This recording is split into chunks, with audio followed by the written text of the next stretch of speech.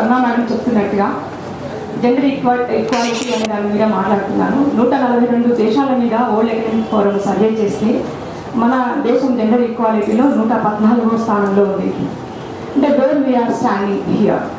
వాళ్ళు ఎడ్యుకేషన్ పైన, తర్వాత పొలిటికల్ అవేర్నెస్ పైన, తర్వాత ఎకనామిక్ స్టెబిలిటీ, ఎకనామిక్ ఎంపవర్మెంట్ మీద చేసిన, హెల్త్ అవేర్నెస్ మీద కూడా చేశారు. వీటన్నిటి మీద సర్వే చేసిన రిపోర్ట్ మనకి మన దేశ స్థానం 114వ స్థానంలో ఉంది.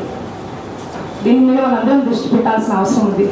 ఈక్వల్గా మహిళలకు ఇంపార్టెన్స్ ఇవ్వాలి, జెండర్ ఈక్వాలిటీని ప్రమోట్ చేయాలి. దీన్ని తెలంగాణ విద్యావంతుల వేదిక కూడా ముందుకు తీసుకెళ్తుందని మేము కోరుకుంటున్నాం. సార్ చెప్తున్నట్టుగా ప్రొఫెసర్ హారగోపాల్ సార్ ఇంతకుముందు అన్నారు, ఏ ఇండస్ట్రీ అయితే మామూలుగా ఎంప్లాయ్మెంట్ జనరేట్ చేస్తుందో ఆ ఇండస్ట్రీస్కి రాయితీలు గవర్నమెంట్ కల్పిస్తే బాగుంటుందని నేను సార్తో పూర్తిగా ఏకీభవిస్తున్నాను. ఇంకా ఎంప్లాయ్మెంట్ జనరేషన్ చేయడానికి ముందు మన స్టూడెంట్స్ని కూడా ఒక వాల్యూ బేస్డ్ ఎడ్యుకేషన్ సిస్టంలో పెట్టాలి అని కోరుకుంటున్నాను. ప్రతి ఒక్క స్టూడెంట్ కూడా అట్లీస్ట్ ఒక న్యూస్ పేపర్ అని చదవాలి, కొంచెం సామాజిక స్పృహ ఉండాలి.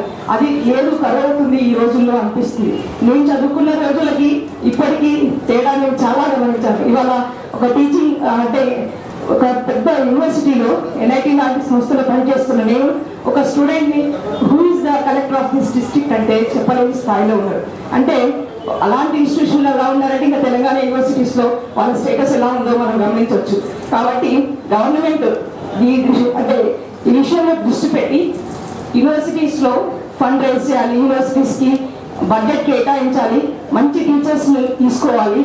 మాకు లక్షల జీతాలు అవసరం లేదు ప్రొఫెసర్స్కి, మా జీతాలు తగ్గించడం పర్వాలేదు, కానీ ఎంప్లాయ్మెంట్ ఆపర్చునిటీ అందరికీ ఈక్వల్గా ఉండేటట్టుగా సమాజాన్ని సమానంగా తీసుకురావాల్సిన అవసరం అని భావిస్తున్నాను. Thank you very much.